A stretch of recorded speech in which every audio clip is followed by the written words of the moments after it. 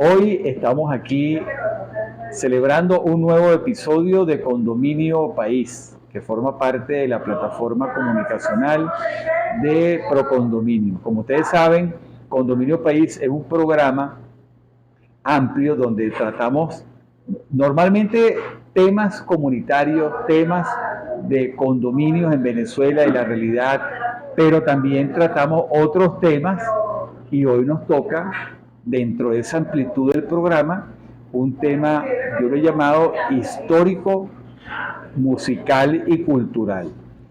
Es un tema que tiene que ver con la colonia Tovar.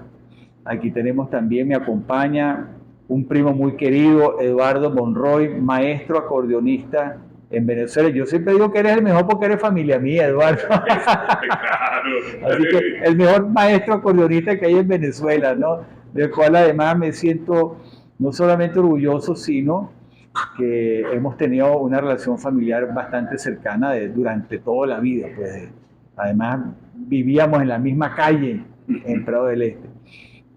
Así que hoy hablaremos de la colonia Tovar, lo que ha sido el ejemplo que nos han dado los alemanes en Venezuela.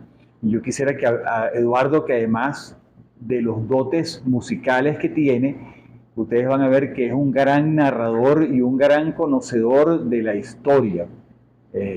Tienen que escuchar a Eduardo en alguna de las conferencias sobre la colonia Tovar porque sin lugar a duda la narrativa es espectacular, con esa prosodia con la cual él habla y con ese conocimiento exacto de todo lo que ha sido la vinculación de su persona a la colonia alemana, a su música, a su gastronomía, a sus lugares también. Hablaremos también algo de los italianos en la colonia Tovar y también otra colonia de alemanes como lo es el Jarillo, que queda en el estado Miranda. Vamos a tocar, él va a tocar algunas piezas de aragüeños. Me dijiste que vas a tocar de Simón Díaz y lo estamos comprometiendo también para que cante en alemán, La Vaca Mariposa de Simón Díaz. Así que, Eduardo, pero ¿por qué no pones el acordeón? Porque no vas a tocar desde ya, vamos a hablar de la colonia Tovar. Sí, vamos a descansar con el acordeón y ahora a conversar. Sí, vamos a conversar. Le pregunto a mi community manager, ¿podemos conversar ya con la entrevista? Bueno, Eduardo, de la colonia Tovar, el año pasado, el 7 de abril, yo me reencontré personalmente con la colonia Tovar. La colonia Tovar cumplió el año pasado, 2023, 180 años de la fundación. Fue una fiesta cívica fenomenal. Participó creo que toda la colonia alemana en la colonia Tovar, inclusive también vinieron alcaldes ya me vas a decir, me vas a recordar las zonas de Alemania, porque era la parte sur de Alemania de donde salieron, ya Eduardo nos contará un poco. Y este año ya vamos por los 181 años, el pasado 8 de abril, antes de ayer, prácticamente el lunes, se cumplieron los 181 años. Y el pasado año hubo varios eventos conmemorativos también en Choroní, donde llegaron creo que develaron alguna placa o alguna placa, un monumento.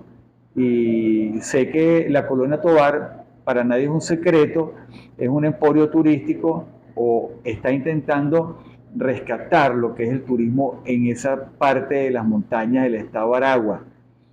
Y quiero que nos hables un poco, y comenzamos ya, con lo que fue ese viaje que fue dramático, porque la gente cuando va a la colonia Tovar, tú sabes, tiene los mejores recuerdos positivos de que es un sitio muy agradable de montaña, voy a comer fresas con crema, disfrutar de un clima cálido, buena gastronomía, pero la mayoría de los venezolanos desconocemos lo que vivieron esos 300 y tantos colonos que vinieron en un viaje dramático y además cómo fue que llegaron a Choroní, por qué llegaron a Choroní y no creo que era a Puerto Cruz que iban a llegar.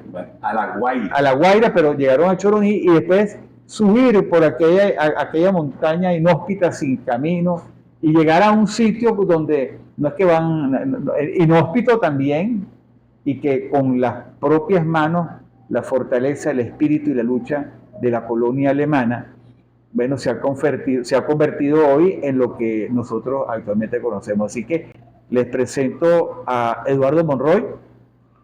Bueno, gracias, primo, por este espacio.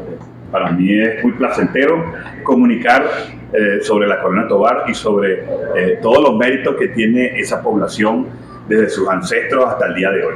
Bueno, en primer lugar, la razón por la cual se crea ese proyecto de inmigración es básicamente porque Venezuela en la guerra de independencia había sido muy dura y había muerto mucha gente y los campos estaban devastados. Entonces la idea, pero también había que perfeccionar la ley de inmigración y así se dio. En el Congreso se hizo una nueva ley de inmigración que fue la ventana para que pudiera darse este proyecto. Bueno, el gobierno, por recomendación de Alexander von Humboldt, también fueron buscando qué personas, quiénes serían los ideales para organizar esto, y dieron en París con un cartógrafo y coronel muy conocido en Venezuela, por supuesto, y muy amigo de José Antonio Páez, llamado Agustín Codazzi. Agustín Codazzi organizó todo, y con la recomendación de Alexander von Humboldt, apuntó hacia Alemania. Bueno, y digo Alemania entre comillas porque el Estado o la República de Alemania no existía para ese entonces. Estamos hablando de 1840. Entonces... ¿Qué era el Imperio Austrohúngaro? No, eran diferentes reinados, principados, gobiernos autónomos. Por ejemplo, el reinado de Baviera, el ducado de Baden y así. Y nos vamos a enfocar en el ducado de Baden. Si ustedes ven Venezuela y ven el estado Táchira, donde está ubicado el estado Táchira, imagínense Alemania, y el equivalente al estado Táchira sería Baden. Está en el lugar más sur y más occidental. De la Alemania actual. De la Alemania actual. En ese momento era un gobierno autónomo, era el ducado de Baden. Entonces, bueno, dieron con un amigo y trabajador, colaborador de Codazzi, llamado Alexander Benitz, era de un pueblo llamado Endingen, en la zona de la silla del Kaiser o el Kaiserstuhl, al lado de la Selva Negra, pero en la región de Baden. Y apuntan hacia ese lugar, hacen todas las inspecciones habidas y por haber, el terreno. ¿Por qué ese lugar? El propietario de ese terreno se llamaba Manuel Felipe Tovar, conde, además, por supuesto, y era una persona muy, muy rica y que había contribuido mucho con la causa patriótica. Entonces, él tenía tantas tierras que él tuvo la idea también de donar esas tierras para ese proyecto, pero eso sí, la donación tenía que perdurar en el tiempo para que después no se convirtiera en un mercadeo de tierra y al final el proyecto no llegara a lo que se quería, ¿no? Entonces, bueno, hacen los estudios en los diferentes pueblos del Kaiserstuhl y la gente atraviesa una situación también muy grave. Los impuestos, las guerras napoleónicas que habían devastado esa región de Alemania y las calamidades climáticas que también habían afectado muchas cosechas. Había gente con mucha necesidad de salir de allí, estaban pasándola muy mal, había hambre realmente. Y se coincidieron esas dos cosas para armar el proyecto de inmigración. Proyecto que tenía un contrato en el cual una de las cosas importantes que destacar era que tenían prohibición de tener contacto con venezolanos, criollos. O sea, era como una especie de gueto. Sí, señor, una especie de gueto.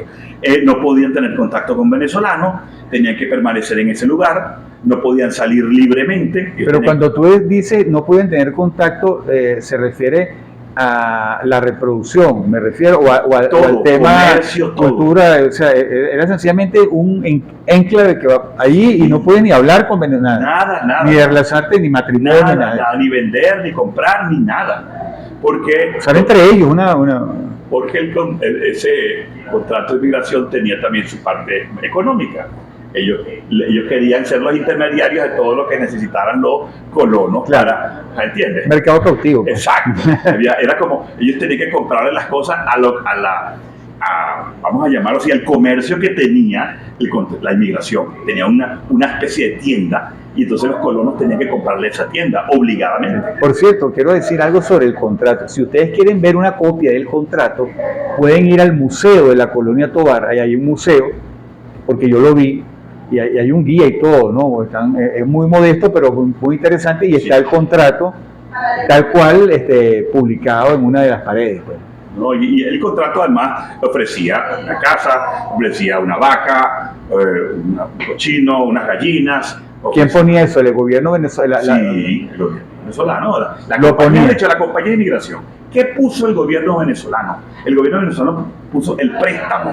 Esta compañía de inmigración que se creó entre el señor Ramón Díaz, Martín Tovar como fiador, Manuel Felipe era el donador, Agustín Codazzi y eran los jefes de la... ¿Ramón Díaz era el fiador?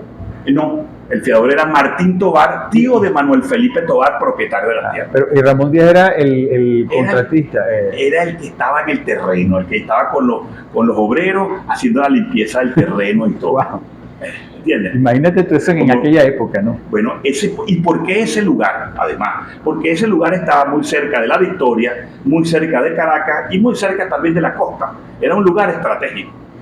Y también, así como era estratégico, también era perfectamente viable para que no se escaparan, no salieran los colonos de ese lugar. ¿Cómo se llamaba esa zona? El Palmar del Tuy. Donde nace el río Tuy. Eso está lleno de manantiales. Comenzamos entonces ya con el viaje. El viaje, los colonos aceptan las condiciones del contrato y deciden entonces, el viaje, ahora fíjese, nunca entendí por qué fue en diciembre, invierno, caminar desde el pueblo de Endingen, caminar por todo eso con caballos y algunos caminando y otros en carreta, en ese invierno. Para embarcarse. Ellos caminar hasta el río Rin para montarse en unas barcazas, pasar por el río Rin y llegar a Estrasburgo. De Estrasburgo, seguir caminando hasta llegar al puerto francés de Le Havre. ¿Por qué Francia? Tampoco lo sé. Me imagino que habría conveniencia del barco que los iba a llevar, habría alguna conveniencia económica, habría alguna situación un poco sospechosa, pero sí, lo cierto es que llegaron hasta allí.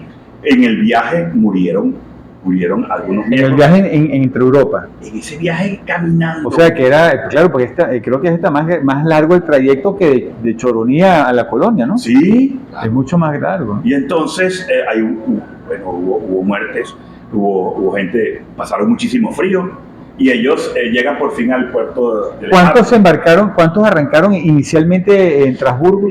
Bueno, se habla de 374. Pero siempre, siempre ha sido muy difícil, aunque la lista está, y la lista está accesible, la lista está inclusive en internet, la lista de todos los pasajeros con la fecha de nacimiento y el oficio. De cada uno. Pero en ese trayecto nacían bebés, morían viejos. Y así la cifra era muy variable, muy variable. Lo cierto es que ellos salen de Le Havre por fin y prácticamente ellos salen en enero de Francia en un barco que no era para ese tipo de travesía.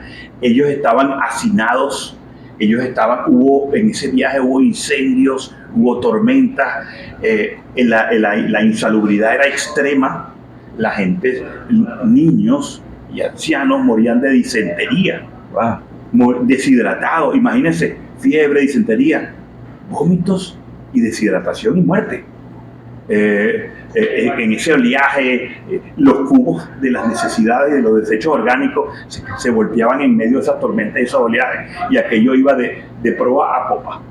Entonces imagínense. ¿Cuánto duró ese viaje, Eduardo? Bueno, mira, ellos salieron en diciembre, ellos salieron de Le Havre en enero y llegaron el 8 de abril. El 8 no. No, perdón. Ellos llegaron primero a La Guaira. ¿A La Guaira? ¿En qué fecha? Llegaron a La Guaira, si mal no recuerdo, el 4 de marzo. Sí. Entonces, estamos hablando de... 1800. 3 meses prácticamente. 1800 qué? 1800, salen en 1842 y llegan en 1843. A La Guaira. A La Guaira. ¿Y qué pasa en La Guaira cuando llegan los colonos a La Guaira? En el interín hubo una epidemia de viruela que seguramente la contrajeron en ese pueblo durante la estadía y el aprovisionamiento de Le Havre en Francia. Hubo una epidemia de viruela y murieron unos cuantos pasajeros allí. Al final la lista era, de todas las muertes eran cerca de 19 personas. Bueno, ellos llegan a La Guaira y La Guaira les prohíben desembarcar.